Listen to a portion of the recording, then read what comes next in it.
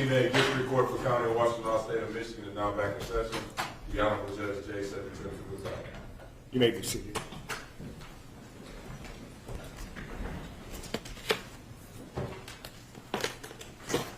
Court does call the case of the people of the state of Michigan versus Sherrone Moore.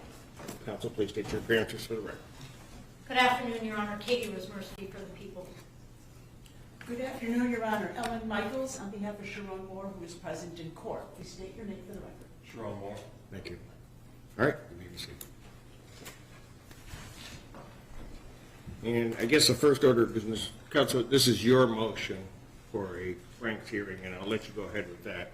There was, however, a motion that you had filed in the latter part of last week requesting permission for the court to accept a reply brief. Did the people have a response to that? I will just say this, the information, the legal information contained in there, I already had done the research, so I knew it. Agreed, and same, and the court can take it for whatever the court thinks its import is. I plan to respond to it, if only briefly, orally, if that's acceptable to me. That's acceptable. Thank you. All right, very good. All right, thank you. Thank you so much.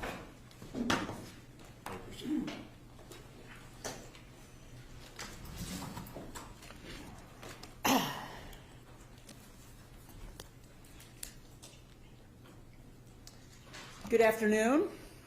May it please this honorable court.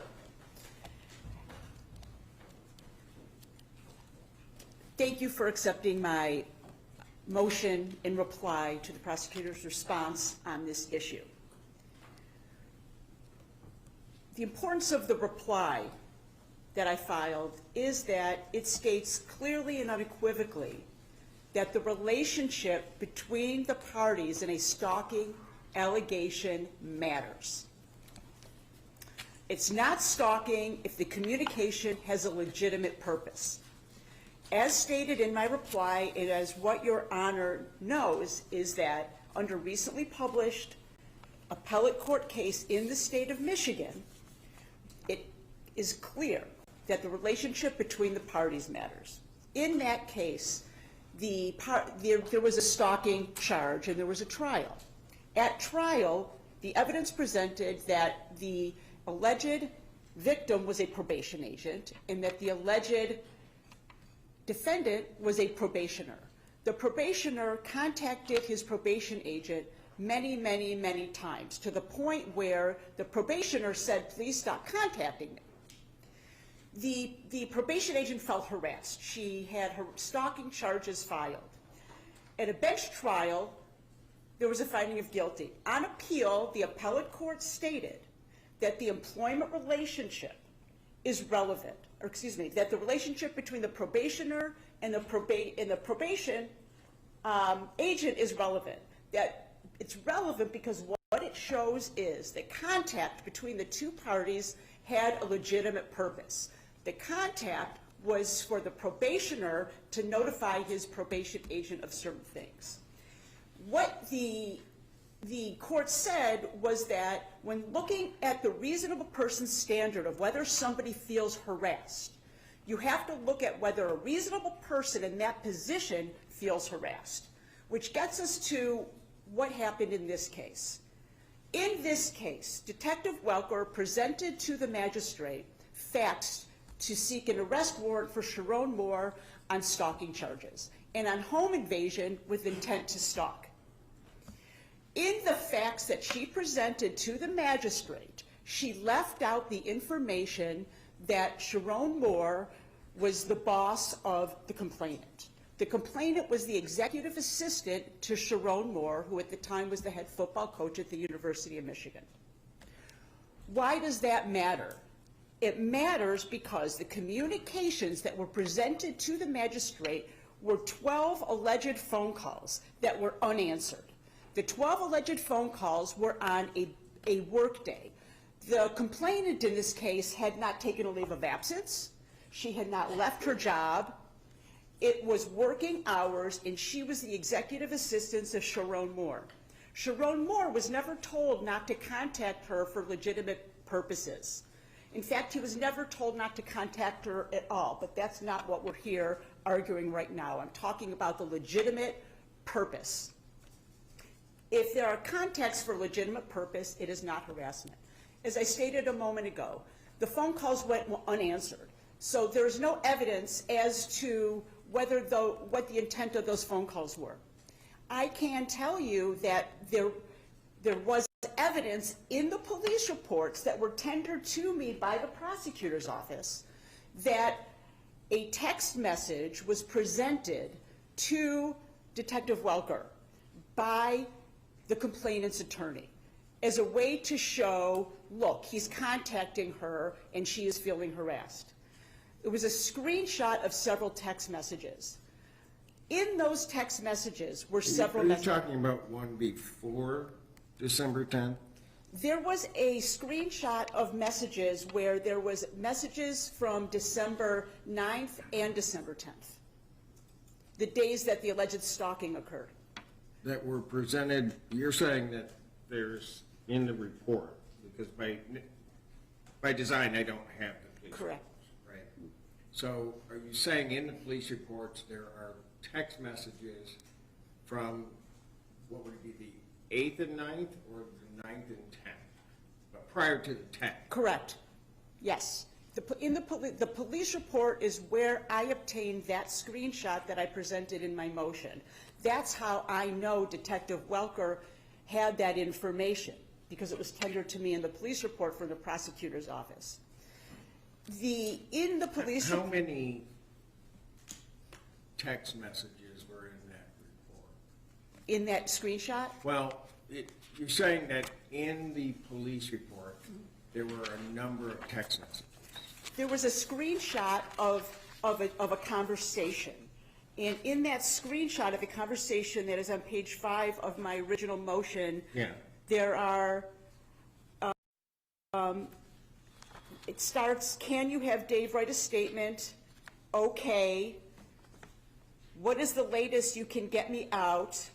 I called him. And then that would have been on Monday, December 8th. Tuesday, December 9th, is one text message that says, please answer. And then on the day of the incident, it says, can you call me when you get a chance?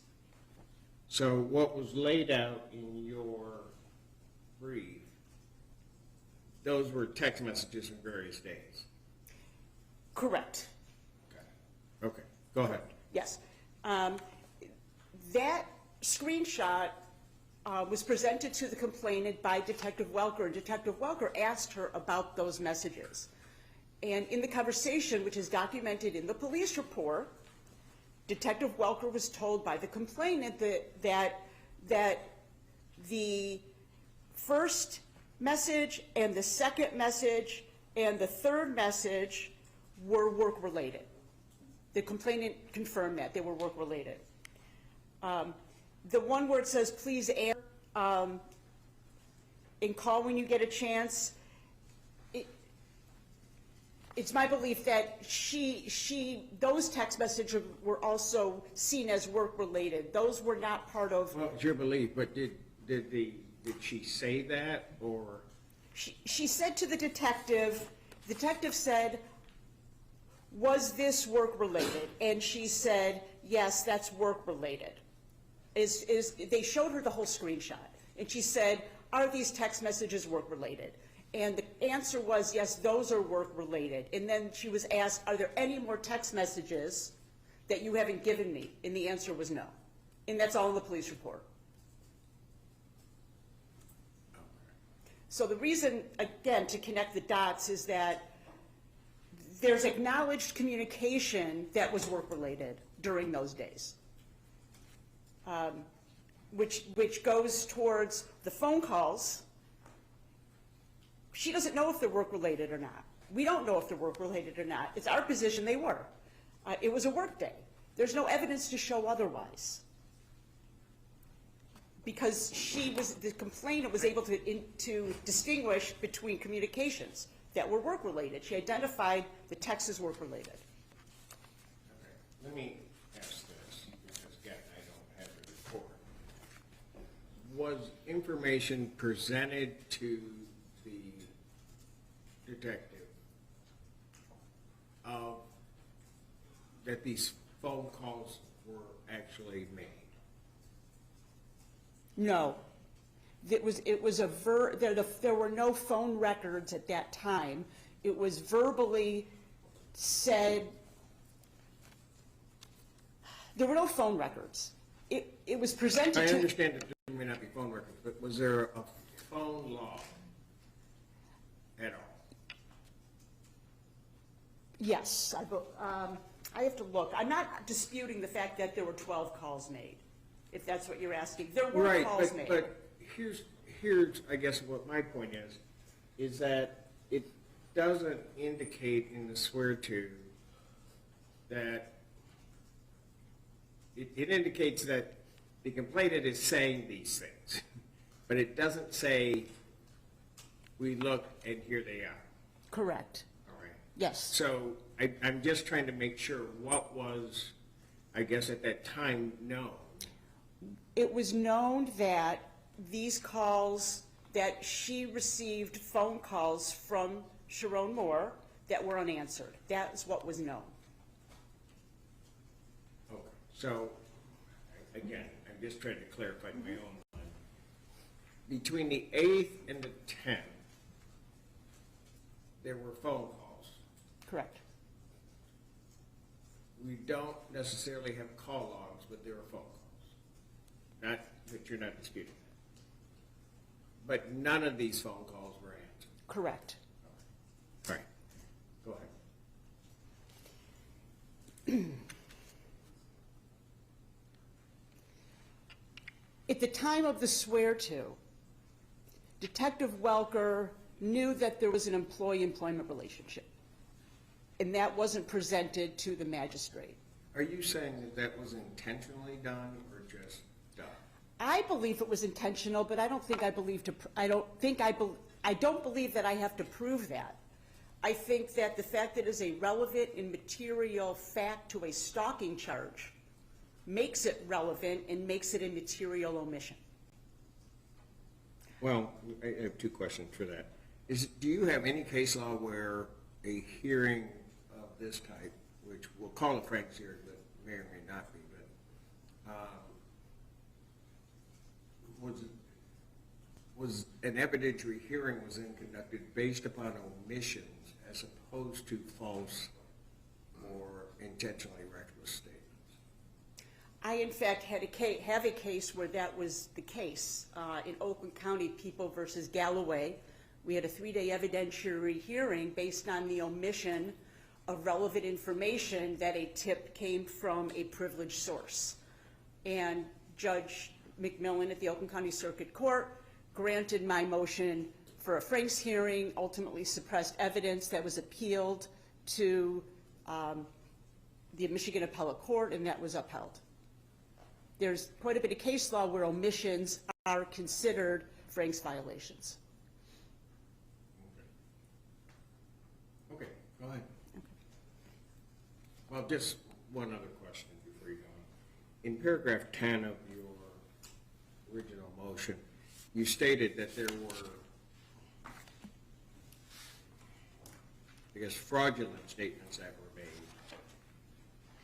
And I'm trying to figure out what those may have been. Okay. Did you want a copy? I have. I had a copy. Let's see. I think I left it. Oh, I have it right on top.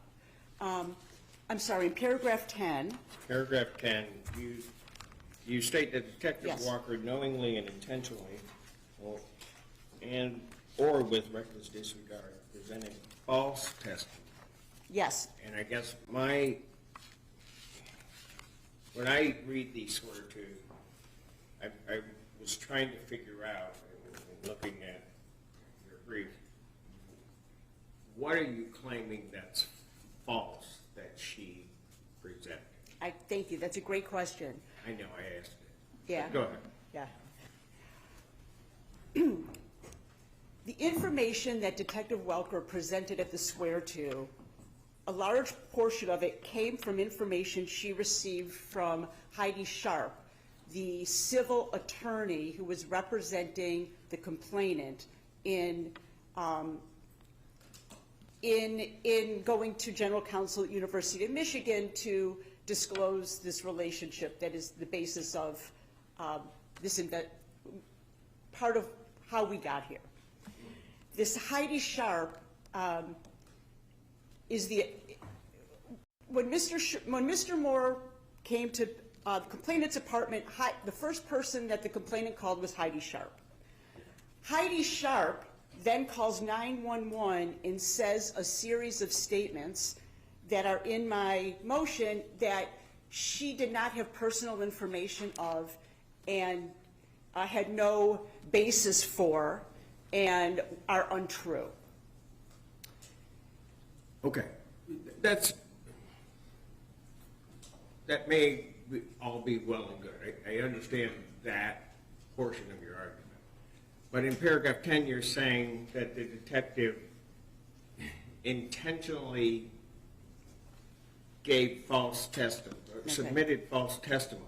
Right, I'm Now, getting there. So if I'm the detective and I'm relying on what somebody told me to the court, I don't know that that's false. I understand. So what happened was after this attorney who was not present gave this information, the actual complainant was interviewed on 3 separate occasions at her residence, which was all on the body-worn camera that I reviewed.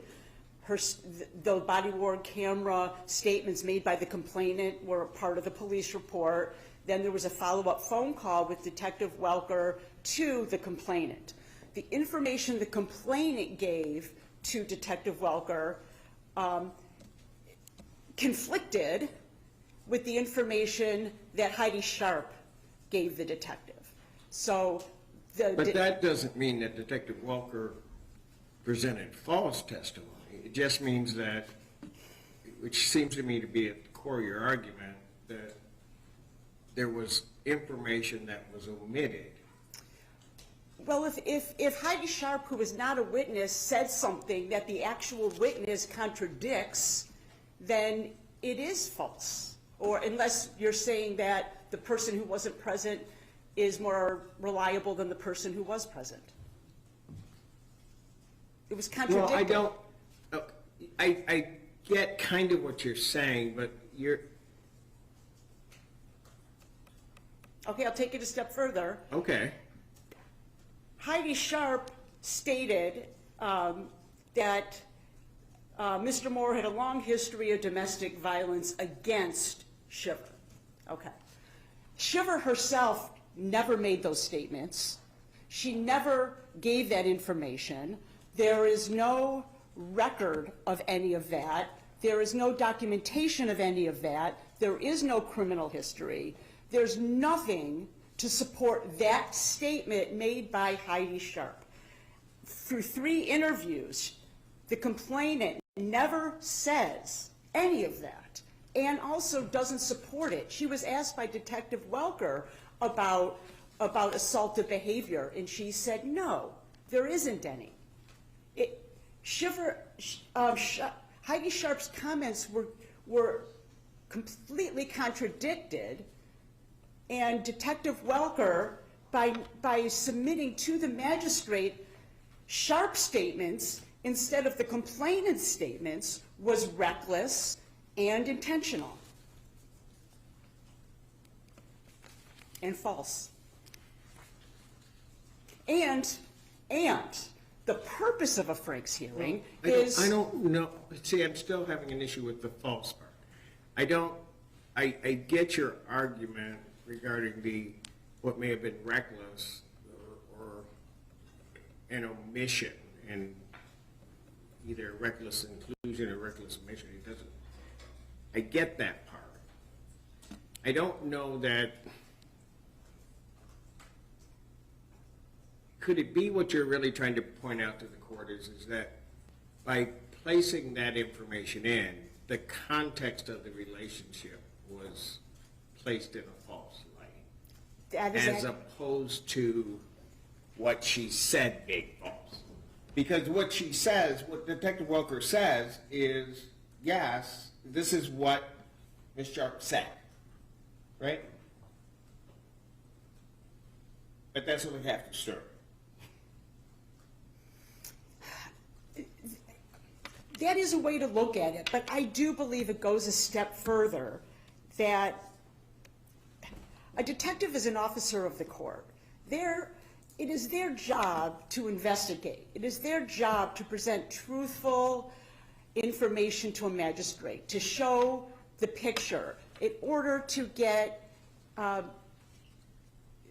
the magistrate to make a determination. The magistrate needs information to make a determination of probable cause of whether to issue an arrest warrant. That's a big deal. That's like due process at its core. And in this case, where the detective talked to Heidi Sharp and the complainant numerous times, had a picture of the whole situation, had an ability to ask the complainant if it was true or not, had an ability to ferret out what was really going on here, and then present it to the magistrate in a fair and honest way to paint an entire picture. That's her duty under the law. And in this case, the picture that she painted was inaccurate, not supported by the facts of the person who was present, not to mention the omission of the employment relationship. Mr. Nichols, I mean, we can move on from here. I mean, we might be saying the same thing in a different way, but it really isn't that it's false. It's that she may have portrayed an inaccurate context to everything that's going on by omitting certain things. I don't know that that makes what she said about what Heidi Sharp said false. It's just you haven't given me everything to give context to what she's saying, whether to ignore it or not. Right. I guess maybe the better language would be reckless disregard, which is also part of the analysis. So I think reckless disregard is more accurate. Okay. I asked the question because saying that somebody submitted false, deliberately false information may be a little bit different from somebody that is sort of reckless in what they present. But go ahead. Thank you. So to get back to what we're asking for, we're simply asking for the opportunity to create a record, to put witnesses on, to create an evidentiary record, to show what they knew and when they knew it, and how it was versus what was presented. We believe that we presented enough of an offer of proof as to what was given to me in the police reports. That's the information I want to go on the record. I am not presenting anything that the prosecution doesn't already know. But I believe that in the interest of justice, a record should be made to establish the information that was given to the magistrate with reckless disregard for the truth and the omission of the employee-employer relationship, as well as the omission of the acknowledgement by the complainant that she recognized that communications between her and Sherrone Moore were for business and knew the difference, and acknowledged that during these days in question, there was communications that were legitimate.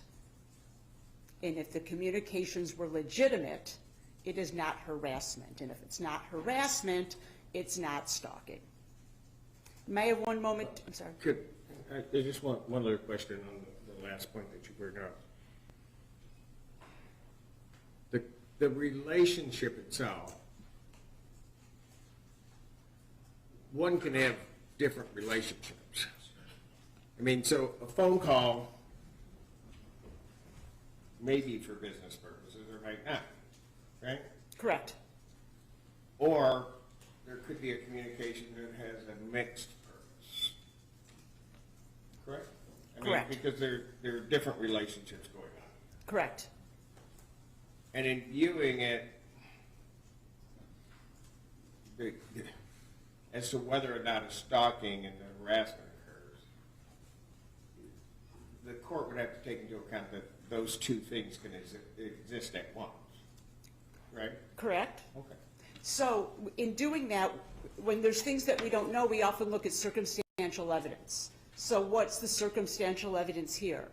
The circumstantial evidence here is that it was a work day, it was work hours, the employee-employer relationship was intact. There were text messages that were work-related in those time frames that these calls allegedly occurred. And it was, in terms of the dates involved, that was the week that Michigan had found out who their bowl opponent was, and there was all hands on deck. You know what bowl it was? Yeah, it was the Citrus Bowl against Texas. You had to turn it low. No, I don't Citrus. need to know. I was just asking you. I knew who the opponent was. I couldn't Okay. remember Citrus. It was a All right. Citrus It Bowl was a against Citrus Texas. Bowl against Texas. That yeah. Sunday night, they received their opponent.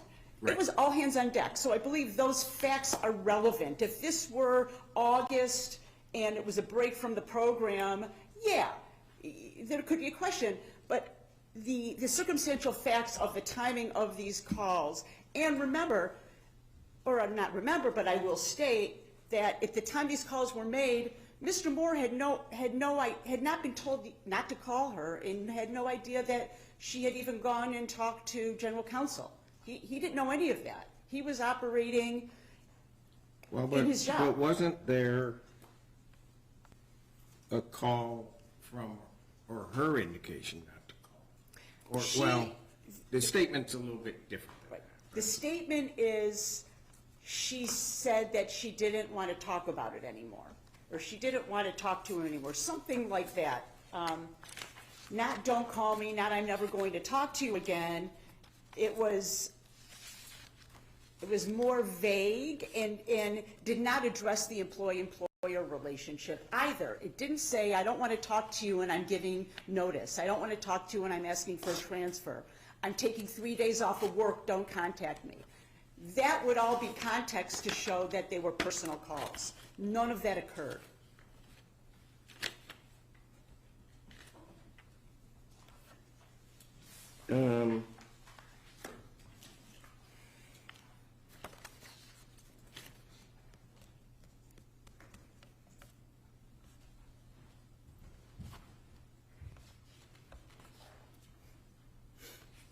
I think it's important to point out what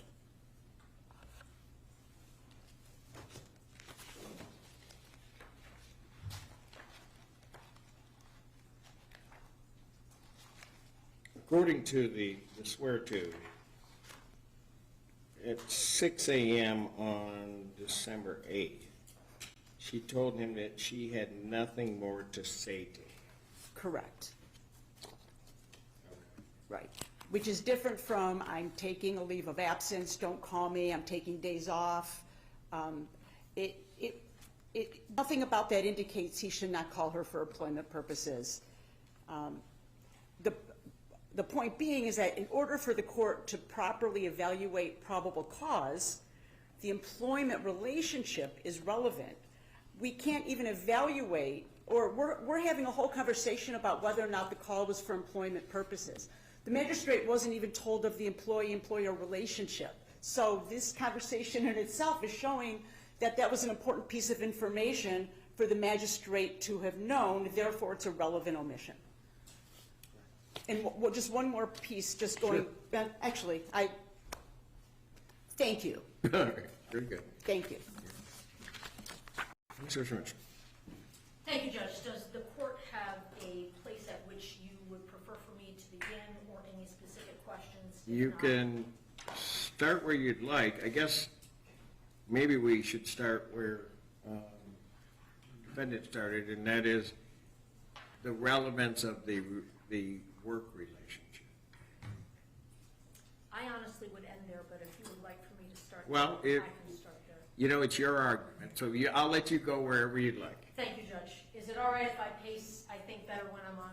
That's my feet fine. moving? I do the Appreciate same. it. Where I start is actually not in my pleadings, and I beg the court's indulgence for a moment because there was a legal, factual issue pertaining to this ask that I struggled with at first.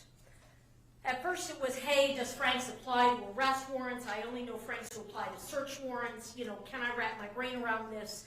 I believe Franks applies to warrants. I've gotten myself there. Arrest, search warrants. I think there's substantial body of case law for you to infer that it can apply to arrest warrants.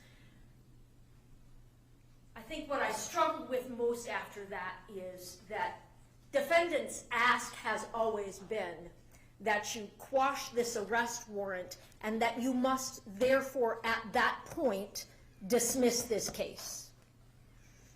And I see no legal authority for that ask.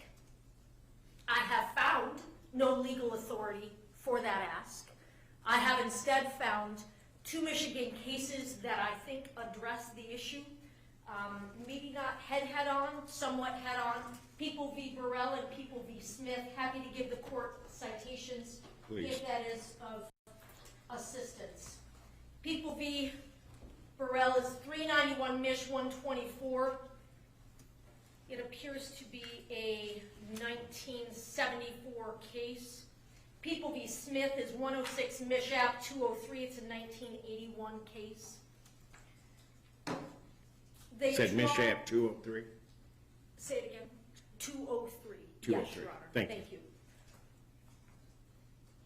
Those cases draw a distinction between this court's jurisdiction and a case existing and your ability to proceed with that case versus the quashing of an arrest warrant. Typically, we think of remedies when a court quashes a warrant is that there is suppression of evidence that flows therefrom, right? That's what Franks is about, search warrant. They were arguing you should suppress the evidence that came from getting this search warrant. What I feel they should be asking, what I can find legal authority for, is if there had been any evidence that flowed from the issuance of this arrest warrant, that they could and should be asking for you to suppress that. But this is sort of a backwards kind of a presentation. That might exist in a situation where there was not a warrantless arrest, where they had perhaps conducted an investigation, written reports, submitted them to my office, asked for charges, gotten an arrest warrant, went and arrested, and then perhaps did a search incident to arrest, then perhaps got some statements from defendant. That would be evidence that would flow from the issuance of an arrest warrant. Should you, which I don't think you should you grant a Franks hearing here, and should you further, which I don't think you should, quash this arrest warrant, you're still left with a validly filed complaint.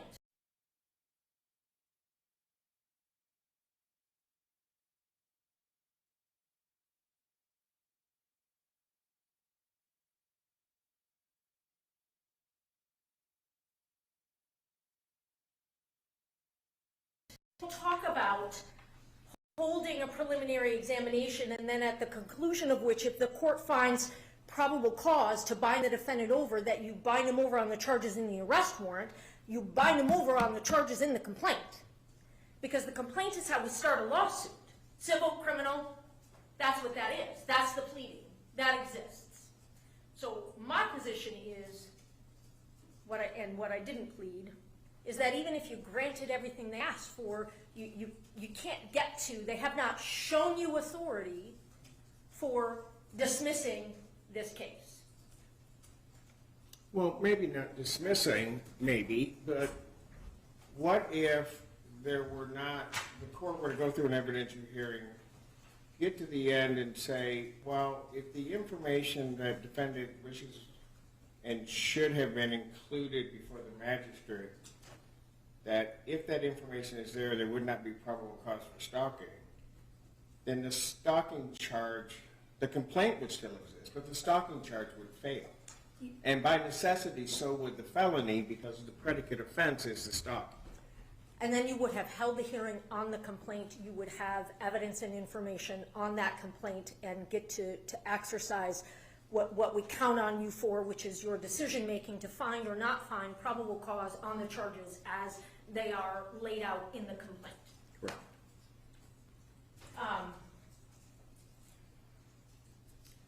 Judge, as to whether or not defendant is entitled to a Franks hearing, of course, my pleading and my position is that he is not.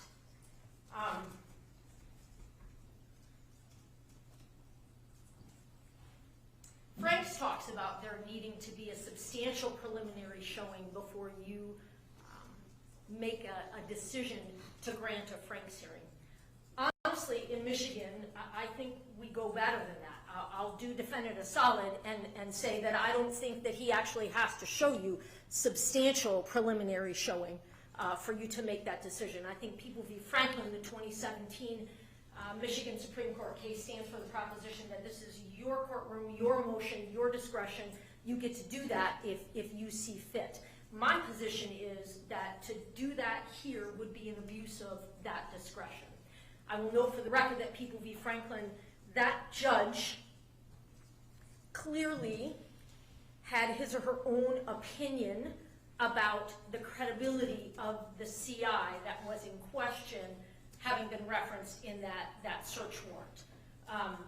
And so in that judge's discretion, based on that concern for credibility that doesn't seem to be laid out very clearly in the record or in the written case law, that judge made that decision and it was upheld on appeal. So Judge, this is your discretion, but again, I submit that it would be an abuse of your discretion. Would it really be an abuse of discretion if I were concerned about the context of the relationship that was placed before the magistrate? Because I'm not entirely sure why Ms. Sharp's statements are even part of the swear to. But her statement being part of the swear to creates a certain context of the relationship between Mr. Moore and the complainant in this case, right? So I'm not sure why that's there. The court, from the time I received Ms. Michael's motion, and then your response, has had and looked at the swear to, has itself, before necessarily really closely looking at anything, had a concern about what was put before the magistrate. And mainly because, having done swear-tos regarding stalking cases, having presided over a number of stalking cases, one of the, I think, primary things that always comes out is the relationship of the parties and the extent of that relationship, so that the court can take into account why communication may be occurring. I mean, some of the, and you know this, some of the egregious ones, there's no connection whatsoever between the parties, but all of a sudden it's happening, and then that creates one scenario. Then you've got other scenarios where you have an estranged husband and wife with children who are contacting, and then a court has to go through an analysis about what the context were. So would the court really,